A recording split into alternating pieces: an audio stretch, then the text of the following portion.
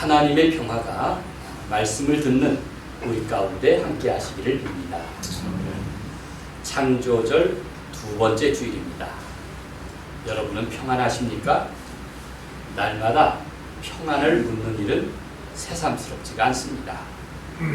주변에서 크고 작은 사고와 사건들이 쉴 새 없이 일어나니 일상적인 굿모닝이라는 인사조차 실감이 납니다. 우리 색동교회 새벽 기도회는 어떤 인사로 시작할까요? 여러분 주님의 평화 이렇게 시작할 줄 아시죠? 색동교회 새벽 기도회는 굿모닝 이렇게 시작합니다. 한번 우리 새벽 기도처럼 인사해 볼까요? 굿모닝. 굿모닝. 굉장히 세련됐습니다. 성경에서 평안은 히브리어 샬롬인데 크게는 전쟁이 없는 평화로운 상태를 뜻하지만 일상의 안부를 묻는 표현이기도 합니다.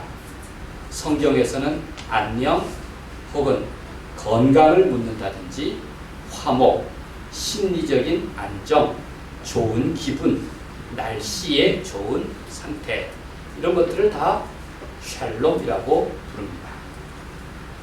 과연 내 일상은 샬롬 하십니까? 서로 일상의 샬롬을 위해 기도하고 형편을 살피며 따뜻하게 위로하는 일은 얼마나 중요합니까? 늘 주님이 주시는 평안, 하늘로부터 오는 위로가 여러분과 같이 하시기를 빕니다.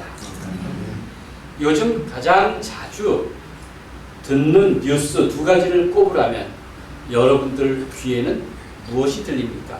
저는 지난 주간에 의료 대란과 딥페이크 이 두 가지가 가장 커다란 뉴스처럼 들렸습니다.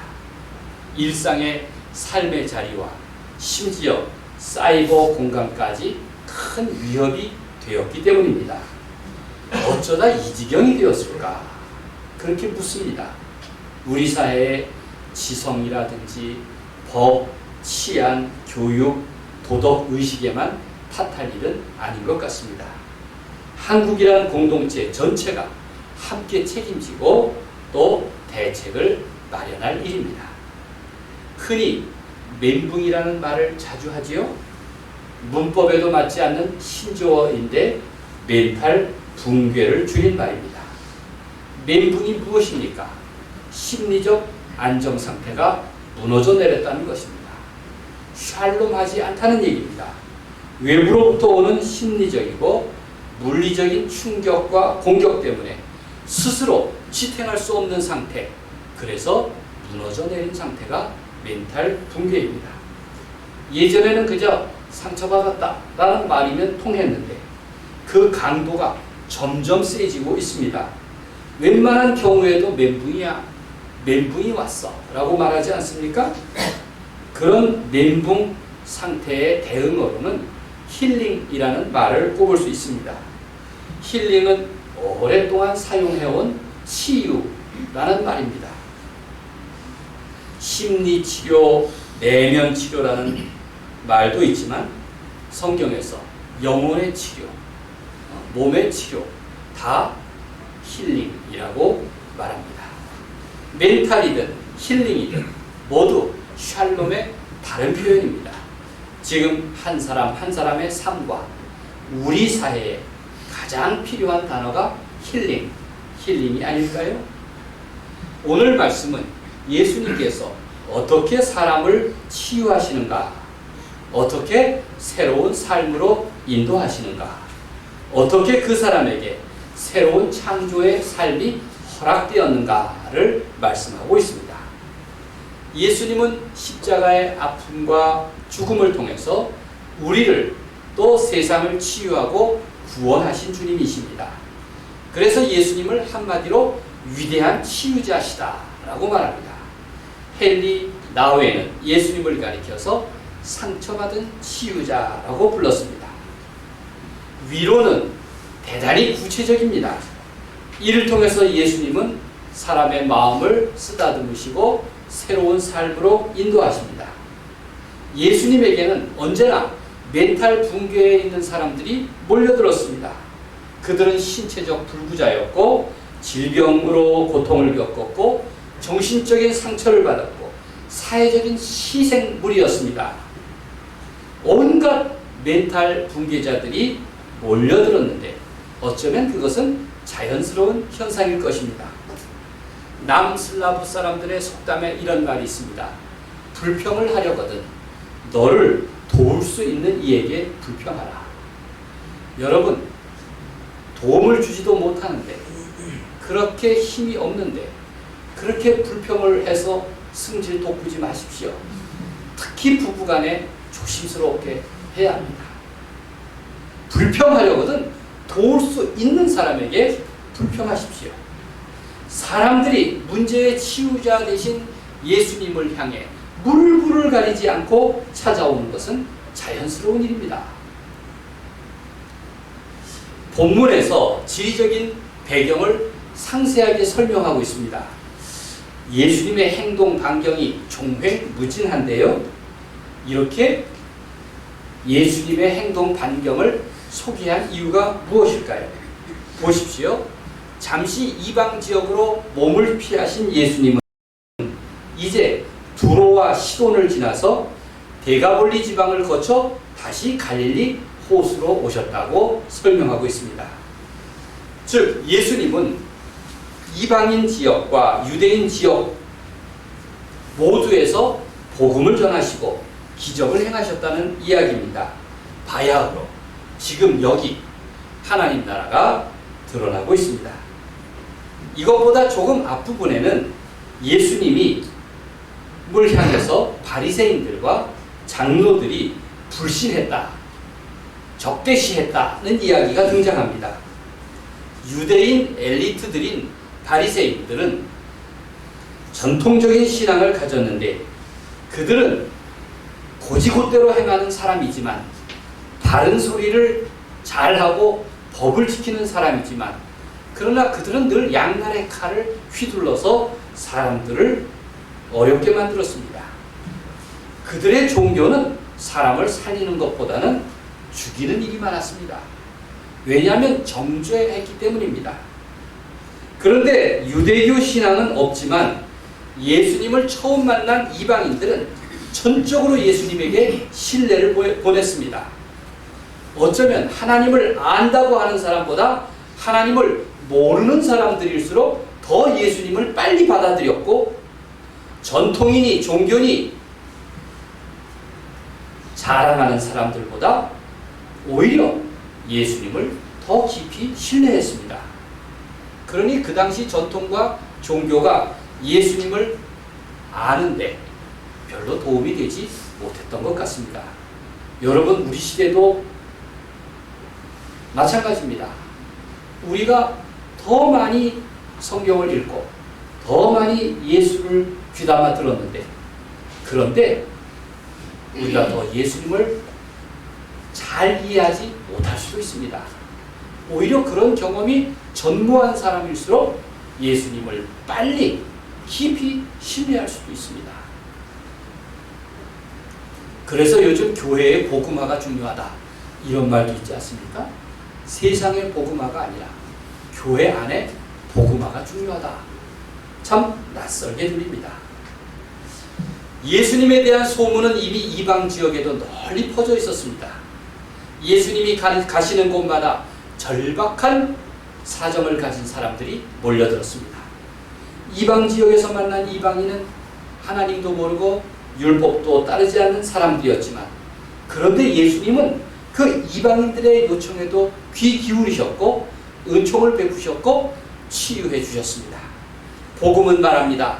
유대인이든 이방인이든 하나님의 자비와 사랑에서 배제된 사람은 없다고 했습니다. 심지어 예수님은 유대교의 정결례를 어기면서까지 종교적 장벽을 허물어뜨리면서까지 사랑을 베푸셨습니다. 경계선을 무너뜨리는 일, 이것이 예수님의 본질적인 사역이었습니다.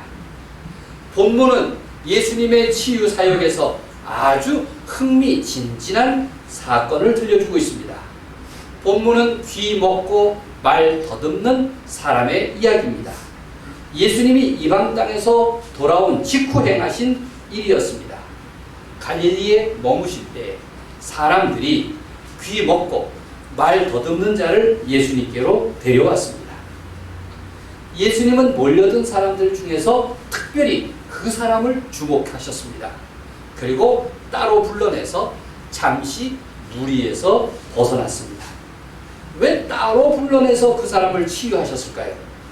사람들 앞에서 그 장애인을 구경거리로 삼으시려는 생각이 없었기 때문입니다. 그 장애인과 인격적인 관계 속에서 치유하시려는 뜻이었습니다. 33절을 함께 읽겠습니다. 예수께서 그 사람을 따로 데리고 무리를 떠나사 시작. 예수께서 그 사람을 따로 데리고 무리를 떠나사 손가락을 그의 양귀에 넣고 침을 뱉어 그의 혀에 손을 대시며. 예수님은 조금 유치한 방법으로 그와 소통하셨습니다. 그는 귀가 먹고 말을 더듬는 사람이었습니다. 예수님의 행동은 그 사람에게 믿음을 갖도록 차근차근 이끌어내시는 과정이었습니다. 그리고 하늘을 향해서 길게 탄식하셨습니다. 깊이 동정하고 공감하시는 모습입니다. 하나님의 안타까움, 하나님이 불쌍히 여기실 때 진정한 도움이 열리게 되는 것입니다. 34절을 계속 읽겠습니다. 하늘을 우러러 시작. 하늘을 우러러 탄식하시며 그에게 이르시되 에바다 하시니 이는 열리라 라는 뜻이라. 에바다, 아람어죠. 그것을 설명하고 있는데 열리라 하는 뜻이었습니다. 드디어 그의 귀가 열리고 혀가 맺힌 것이 풀렸습니다. 이젠 그가 하는 말이 또렷해졌습니다. 예수님이 행하신 기적은 마치 직업적인 기적 행위자가 하는 일이 아니었습니다. 남보란 듯이 과시하려는 영웅적 행각도 아니었습니다. 예수님이 행하신 일은 인간을 인간답게 회복시키시려는 하나님의 창조 사역이었습니다. 예수님의 치유는 육체뿐만 아니라 사람의 삶을, 그의 인생을 새롭게 고치셨습니다. 에바다, 열려라. 이것은 예수님의 자유선언이었습니다. 그 사람 안에서 인생이 새롭게 열렸습니다. 예수님은 귀 먹고 말 더듬는 자를 고치신 후에 당사자들 뿐만 아니라 이를 지켜본 다른 사람들에게도 신신당부를 하십니다. 36절을 함께 읽겠습니다. 예수께서 그들에게 경고하사 시작. 예수께서 그들에게 경고하사 아무에게도 이르지 말라 하시되 경고하실수록 그들이 더욱 널리 전파하니. 예수님이 신신당부했는데 경고하는 말로 일렀는데, 그런데 예수님이 그 사람을 고치셨다는 그 기적 이야기가 널리 소문이 나고 퍼져나갔습니다. 하지 말라는데 한 까닭은 뭘까요? 여러분들은 어떻게 하시겠습니까? 아마 이렇게 얘기했겠죠. 예수님이 귀 먹고 말 더듬는 자를 이렇게 고치셨다. 참 대단한 일 아니야? 그런데 예수님이 소문은 내지 말라고 하셨대. 여기까지 얘기하면 그래도 예수님 말씀에 순종하신 것이 아닐까 싶습니다. 사람들은 입을 모아서 이 일을 행하신 예수님을 찬양했습니다. 왜 증거하지 않을 수 있겠습니까? 사람들이 놀라며 이렇게 말했습니다. 그가 모든 것을 잘하였도다. 참 예수님을 신뢰하며 그리고 예수님을 따르는 사람들의 진실한 고백일 것입니다. 마치 에바다 기적은 그동안 예수님이 행하신 기적 이야기에 대한 결론처럼 느껴집니다. 마치 창조를 마치신 후 하나님의 평가와 같습니다. 보시기에 심히 좋았더라. 보시기에 심히 좋았더라. 예수님은 이방인이든 유대인이든 공평하게 사람을 대하십니다. 똑같은 장애 속에서 개인의 비참한 현실뿐만 아니라 사회적인 차원, 공동체의 아픔을 보셨습니다. 이제 복음은 점점 땅끝으로 나아가고 있습니다. 예수님은 제자들과 오늘 교회를 향해서도 예수님의 모범을 따르도록 당부하십니다. 이게 사도행전의 주제 성구 아닙니까? 오직 성령이 너희에게 임하시면 너희가 권능을 받고 예루살렘과 온 유대와 사마리아와 땅끝까지 이르러 내 증인이 되리라. 땅끝까지. 중요한 것은 예루살렘, 온 유대, 사마리아. 그것도 중요하지만 땅끝까지 이르러 복음을 전하라. 내 증인이 되라. 이렇게 말씀하셨습니다. 예수님의 마지막 당부에는 그 초점이 땅끝에 있습니다. 땅끝. 이방인이 지리적으로 땅끝이라면 장애인은 사회적으로 땅끝에 속한 사람입니다. 복음의 사랑과 또 복음의 능력으로 한 인간의 아픔과 사회적 소외까지 널리 품어라. 널리 품어라. 이렇게 예수님은 말씀하신 겁니다. 유대인이든 이방인이든 남이든 북이든 가리지 말아라. 찾아가라. 찾아가라. 그렇게 예수님은 복음 선교를 명령하셨습니다. 예수님이 행하시는 치유의 기적에는 공통점이 있었습니다. 바로 인간에 대한 구체적인 하나님의 사랑이었습니다. 제가 2002년도 10월 달에 독일에서 돌아왔습니다. 그리고 2003년 몇 달 안 되어서 감리교 본부에 일자리를 얻게 되었습니다. 그렇게 금세 저에게 일할 기회가 주어진 것은 뜻밖이었습니다. 먼저 새로 감독회장 되신 분이 저에게 연락을 하셨습니다. 한번 만나자고. 그래서 코리아나 호텔 커피숍에서 만났습니다. 감독님이 사람들이 자네를 여럿이 추천을 하던데 나와 함께 일할 생각은 없는가? 사회 선교 부장의 자리에 자네가 적합하다고 사람들이 추천을 했다는 겁니다.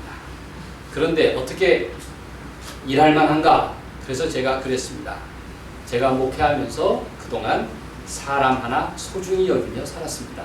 이랬더니 그러면 합격이야. 아유, 제가 바로 합격이 됐어요. 그런데 한 달 후에 그 자리가 노른자위인지 백을 쓰는 사람들이 많아서 엉뚱한 사람이 그 자리에 오게 된다 하고, 저는 좀 아주 한직이고 별로 사람들이 가기 싫어하는 300만 총력 전도운동 본부의 부장으로 일하라 그랬습니다. 그것도 마다할 수는 없었습니다. 그래서 이제 선교국 총무가 저에게 연락이 와서 면접 보러 오라 그랬습니다. 아주 밀실 같은 데 데리고 저를 가서 저에게 묻습니다. 사람들이 자네를 이 일에 추천하는데 자네가 할 수 있겠나? 아주 의구심이 가득해서 묻는 질문이었어요. 안 하겠다고 이야기를 들으려고 하는 것 같았어요. 그래서 제가 이렇게 대답했습니다. 제가 그동안 목회하면서 사람 하나 소중히 여기며 살았습니다. 그랬더니 그래? 그럼 합격이야. 뜻밖에도 저를 불러주었습니다. 당연한 일 아닙니까? 누구나 사람 하나 소중히 여기며 사는 일은 당연한 일인데, 당연한 일을 잘한다고 열심히 한다고 하니까 저를 그 자리에 불러주었습니다. 아마 예수님의 모습, 예수님의 당부, 예수님의 부르심이 그러한 것 아닐까요? 여러분, 우리 그리스도인은 사람 하나 소중히 여기라고 부름받은 사람들이 아닙니까? 오늘의 교회는 사람을 차별하지 말고 누구든 존중하고 높이고 귀하게 여기라고 만드주신 그 공동체가 아니겠습니까? 그게 바로 인간에 대한 구체적인 하나님의 사랑의 모습이기 때문에 그렇습니다. 예수님은 사람들에게 자칫 당신이 기적 행위자로 오해받는 것을 피하기 위해서 경계하셨던 것입니다. 아직 때가 무르익지 않았기 때문입니다. 그럼에도 소문은 점점 퍼져나갔습니다. 사실 고침을 받은 사람들이 입을 꼭 다물고 침묵할 수 있었을까요? 더욱 자신이 경험한 치유와 회복을 자랑하고 싶었을 것입니다. 하나님이 내게 베푸신 그 은혜가 그를 가만히 있도록 내버려 두지 않았을 것입니다. 제가 30년도 더 오래전에 경험한 일이 있습니다. 그 경험이 아주 인상적이어서 지금도 생생합니다. 서울의 만원 전철 안이었는데 몇 명의 젊은이들이 머리에 흰 띠를 탁 두르고 우르르 몰려 들어와서 통로 가운데 자리를 잡았습니다. 그때는 데모가 흔히 있었던 시절이라 승객들은 웬 데모대들인가 이렇게 경계심을 보였습니다. 그중 키가 큰 젊은이 하나가 목소리를 높이며 여러분 했습니다. 그럴듯하죠. 그런데 사람들은 그 사람을 보자마자 실없이 웃고 말았습니다. 왜냐하면 그 사람의 머리띠의 구호가 나는 말더듬이입니다. 이렇게 쓰여있기 때문이었습니다. 나는 말더듬이입니다. 그가 계속해서 말합니다. 여러분, 나는 더듬이입니다. 계속 더듬는 거예요. 얼마 전에는 증세가 매우 심했습니다. 그러나 이제는 사정이 달라져 여러분 앞에서 자유롭게 말할 수 있습니다. 제가 이 자리에 선 것은 더 이상 저 같은 말더듬이가 세상에서 부끄러워하지 않고 차별당하지 않게 바라는 마음 때문입니다. 그렇게 이야기했습니다. 그가 이야기를 마치자 옆에 있는 친구를 소개했고 저마다 심각하게 나서가지고 어눌한 말씨지만 자신감으로 가득 차게 나는 말더듬이입니다 하면서 자기 자신을 소개했습니다. 그들은 서로 돌아가며 말솜씨를 자랑했습니다. 구경하는 이들에게 얼마나 신선한 감동이었는지 모릅니다. 초대교회에서 예수님은 오직 한 분뿐인 의사라고 불렸습니다. 진정으로 병을 고치는 분, 몸의 병뿐만 아니라 마음의 병, 영혼의 병까지 고치시는 주님이셨기 때문에 그랬습니다. 그들은 예수님이 병을 고치고 기적을 행하시는 모습을 보면서 중요하게 생각한 것은 기적 그 자체가 아니었습니다.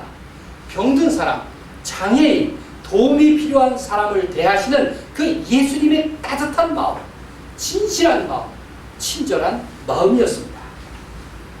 그것은 측은히 여기는 마음이었습니다. 측은히 여기는 마음을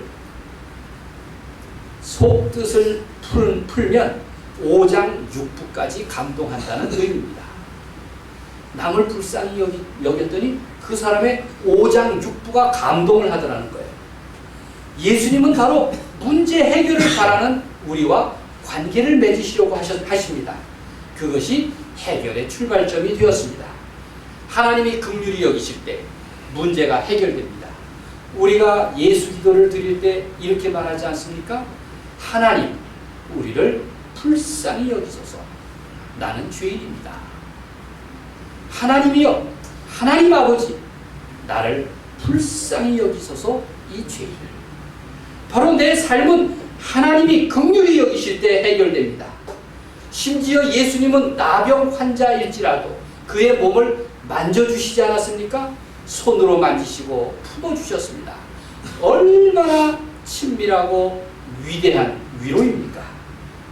세상의 중심을 여러분들은 어떻게 보십니까? 여러분 집안에 잘난 자식이 중심이 아닙니다. 아픈 자식이 중심입니다. 아픔이 있는 곳, 그것이 세상의 중심이 됩니다. 평소에는 그렇지 않아도 내가 응급상태가 되면 손가락이라도 베면 그때 내 몸의 중심은 그 아픔이 됩니다. 그 아픔 때문에 내 삶의 경고등이 켜지고 온통 집중될 수밖에 없기 때문입니다.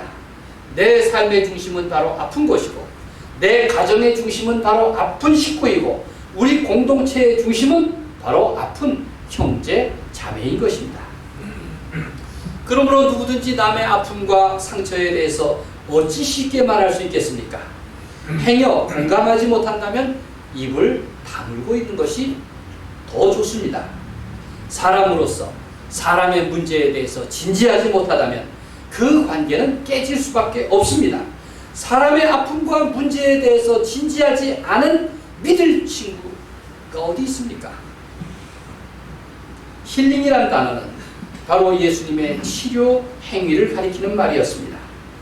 예수님은 당신을 찾아온 사람들의 그 답답함, 깨어짐, 무너진 내면을 흔들어 주셨습니다. 주님은 말씀하십니다. 먼저 하나님을 거부하는 태도를 버려라. 쌓인 한과 응어리를 마음에 담아두지 말아라. 하나님이 주신 창조의 모습 그대로 아름답게 살아라. 보시기에 참으로 좋았다는 그 말씀대로 하나님이 지으신 그 존귀하신 그 뜻대로 살아라. 이렇게 말씀하고 계십니다. 우리 스스로는 결코 치유할 수가 없습니다. 그러니 주님의 손길을 의지해야 합니다. 하나님의 간섭을 받아들여야 합니다. 하나님께서 반드시 치유하십니다. 칼 라너는 기적을 믿지 못하는 세대를 향해서 이렇게 말했습니다. 나는 기적을 믿지 않습니다. 그러나 매 순간 기적에 의지하여 살아갈 뿐입니다. 기적을 믿지 못할지라도 우리는 순간순간 기적에 의지하며 살아가야 할 존재일 것입니다. 예수님은 하나님의 기적을 두려워하는 사람들에게 이렇게 말씀하십니다. 할 수 있거든이 무슨 말이냐? 믿는 자에게는 능치 못할 일이 없느니라. 그랬더니 사람들이 말하지 않습니까? 주여 내게 그런 믿음을 주옵소서. 여러분에게도 그런 믿음을 주시는 우리 주님이실 줄로 믿습니다. 예수님은 상처받은 치유자로서 우리를 도우십니다. 가슴으로 주님의 도우심을 구하십시오. 십자가와 부활의 능력으로 우리를 고치시는 하나님의 은혜에 나를 맡기십시오. 그리하여 주님의 만져주시는 은혜가 여러분과 함께 하셔서 하나님의 치유와 기쁨에 참여하는 여러분이 되시기를 우리 주님의 이름으로 간절히 축원드립니다. 아멘.